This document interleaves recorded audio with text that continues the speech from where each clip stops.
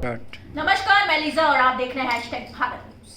डुमरी के दंगल में हुई है ओबीसी की एंट्री। अब इस पे बीजेपी क्या कुछ कहती है, आइए सुनते हैं। हमारे साथ मौजूद है बीजेपी की महिला प्रदेश अध्यक्ष आरती गुजूर जी। हम इनसे तमाम बातों पे चर्चा करेंगे। जिस तरीके से डुमरी उपचुनाव पे अभी सबकी निगाहें हैं, उपचुनाव है और ऐसे में ओबीसी की एंट्री हुई है, क्या लगता है, क्या कुछ रहेगा?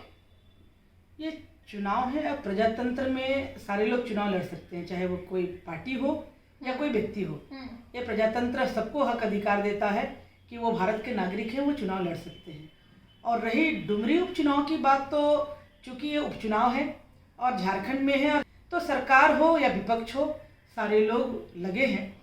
और ओवैसी का चुनाव में आना, इसे बाकी को फर्क पड़े नहीं पड़े, एनडीए को कोई फर्क नहीं पड़ता है, क्योंकि एनडीए हमेशा लोगों के बीच में, जनता के बीच में रही है। हाँ, ये अलग बात है कि अभी सरकार में है, क्योंकि हेमंत जी की सरकार है और सारा सरकार के साथ उनके जितना जो प्रशासन है, सारे लोग हैं, वो सारे चुनाव को कैसे प्रभावित किया जाए या कैसे एनडीए के प्रत्याशी या एनडीए के प्रचार को या ये कैसे रोका जाए, ये तमाम तिकड़म सारा कुछ कर रहे हैं। उसके बावजूद हमारा मनोबल कहीं कम नहीं है और हम चुनावी मैदान में हैं और लड़ेंगे और जीतेंगे, हमारा नारा है और हम जीतेंगे।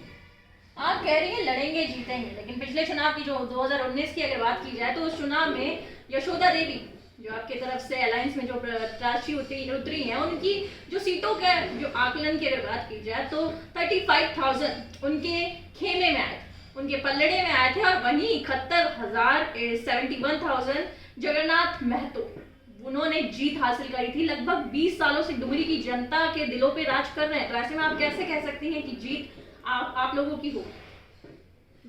जो सिचुएशन झारखंड सरकार में अभी जिस हिसाब से भ्रष्टाचार है, महिलाओं के प्रति बलात्कार की घटनाएं हैं, विधि व्यवस्था आप देख लीजिए। जो शहर के वीआईपी एरिया है या शहर के ऐसे जो व्यस्तम इलाका है, यहाँ भी दिन दहाड़े, रात के अंधेरे में तो कौन कहेगा, दिन दहाड़े लोगों की हत्या हो जा रही है। अपराधियों का इतना हिम्मत बढ़ा है, लोग समझ रहे हैं इस परिस्थिति को, और इस बिना पर लोग वोट करेंगे।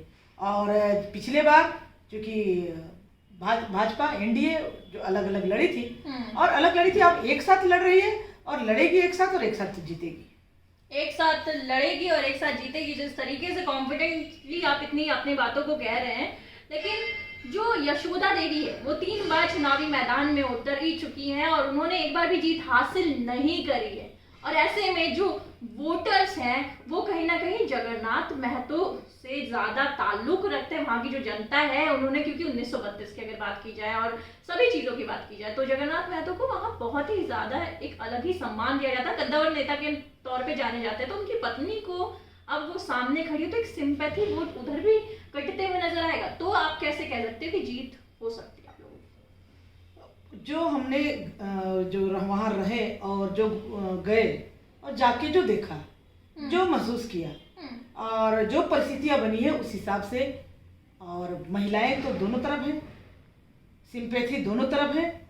लेकिन सिंपैथी के साथ, चूंकि यशोदा देवी पहले भी लोगों के बीच में है, एक एज ए जनप्रतिनिधि के तौर पर, वो छोटा स्वरूप ही सही, लेकिन लोगों के बीच में रही है और लगातार जनता के बीच में रही है। तो वो, और साथ में साथ जो अभी वर्तमान झारखंड की जो परिस्थिति है, जो यहाँ के लोगों का जो मोह भंग हो चुका है, हमारा एनडीए की प्रत्याशी हमें जीतेगी। बहुत बहुत शुक्रिया हमारे साथ जुड़ने के लिए। जिस तरीके से बीजेपी लगातार कह रही है कि एनडीए की जो प्रत्याशी है यशोदा देवी, उनकी जीत निश्चित है, लेकिन चुनावी जो मैदान है, उसमें जो समीकरण वो कहता है कि कहीं ना कहीं ये वोट कट भी सकते हैं।